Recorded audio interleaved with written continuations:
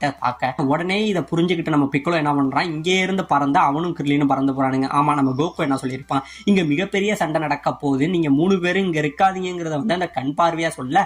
இப்ப இவங்க 2 பேரும் போக நம்ம கோகான் மட்டும் அதே இடத்துல நிப்பாங்க. உடனே நம்ம கிர்லின் கோகான் சீக்கிரம் வா அப்படின்னு கூப்பிட, அப்பா உங்களால முடியும், எப்படியாச்சும் இவனை அழிங்க அப்படின்னு சொல்லி இப்ப நம்ம கோகானும் இங்க இருந்து பறந்து போறாங்க.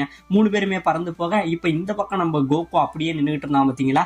கோகு இங்கே இருந்து சரியான வேகமா காத்த பொழந்துகிட்டு வேகமா குத்த வராங்க. இப்ப 2 பேருமே அப்படியே சண்டை போடுறாங்க.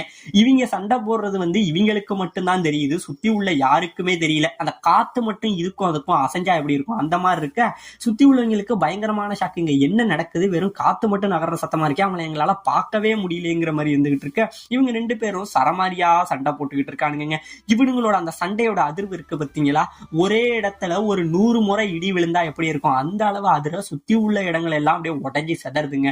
இப்ப இந்த பக்கம் நம்ம ஃப்ரீஸா என்ன பண்றான், இங்கே இருந்து ஒரு பவரான லேசர் பீம் அடிக்க நம்ம கோகு என்ன பண்றான், அதை அழகாவே டாட்ச் பண்ணிடுறாங்க. கோகு டாட்ச் பண்ண உடனே என்ன ஆகுது அப்படின்னு பாத்தீங்கன்னா, அந்த இடத்துல ஒரு மிகப்பெரிய புகை வந்து ஒண்ணு கிரியேட் ஆயிடும். அந்த புகைக்குள்ளதான் நம்ம கோகு இருக்க. உடனே நம்ம ஃப்ரீஸா